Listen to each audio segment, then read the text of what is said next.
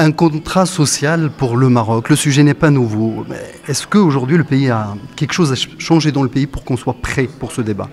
Aujourd'hui, je pense que le Maroc a une véritable opportunité pour mettre en place un contrat social. D'abord, nous avons une nouvelle constitution et d'ailleurs le souverain, lors de l'installation du Conseil économique et social et environnemental, a demandé au Conseil économique de travailler en fait sur les bases d'un nouveau contrat social.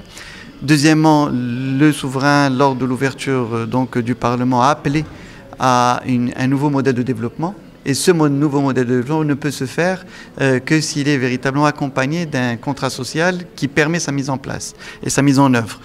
Et troisièmement, c'est qu'aujourd'hui, il y a un certain nombre de défis qui sont clairs et que tout le monde reconnaît et qu'il s'agit en fait de relever, qu'il s'agisse du défi de l'emploi et notamment de l'emploi des jeunes et des femmes, qu'il s'agisse de la problématique de l'égalité homme-femme, qu'il s'agisse également du défi des inégalités de revenus et surtout des inégalités territoriales et notamment entre le monde rural et le monde urbain qui ne font que s'aggraver et qu'il s'agisse aussi, je dirais, des besoins d'avoir un véritable débat et un véritable dialogue social et on le voit aujourd'hui avec les difficultés que les syndicats et le gouvernement et le patronat rencontrent pour pouvoir se mettre d'accord autour, je dirais, des différentes questions qui sont soulevées.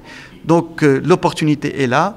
Le leadership et surtout la volonté royale est là et aujourd'hui les différents acteurs à travers leur présence aujourd'hui montrent qu'ils sont prêts aussi à s'inscrire dans ce cadre.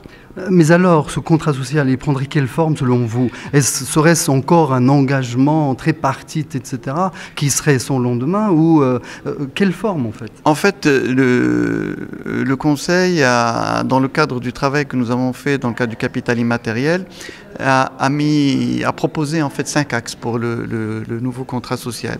Nous avons considéré que le premier axe devait porter sur l'effectivité des droits. Donc s'assurer que les droits qui sont inscrits dans la Constitution, qu'ils puissent être véritablement mis en œuvre et faire en sorte à ce que l'ensemble des citoyens, qu'ils soient dans le monde rural, dans le monde urbain, qu'ils soient des femmes ou des hommes, puissent accéder à ces droits. Deuxième axe, c'est celui de la réduction des inégalités territoriales et sociales. Et aujourd'hui, en fait, vous le constatez, s'il y a en fait cet appel à plus d'égalité, c'est qu'il y a un besoin. Et donc il y a un véritable travail à faire dans le cadre des politiques publiques pour réduire en fait ces disparités que l'on rencontre. Troisième élément, c'est l'égalité homme-femme. Vous le savez, la femme au Maroc a du mal à accéder à un emploi. Nous avons un taux d'activité des femmes au niveau du monde urbain qui ne dépasse pas les 18%. Donc ça montre véritablement qu'il y a un besoin d'intégrer la femme qui représente 50% de la population dans le développement du pays. Le quatrième axe, c'est celui de la mise en place de l'ascenseur social et du renforcement de l'ascenseur social. L'école, malheureusement, ne joue plus son rôle et en même temps, il faut démultiplier les moyens d'améliorer enfin son niveau de vie à travers le sport, à travers la culture, à travers l'entreprise, à travers l'innovation. Donc autant d'opportunités qui doivent s'offrir à nos jeunes pour qu'ils puissent améliorer leurs conditions de vie.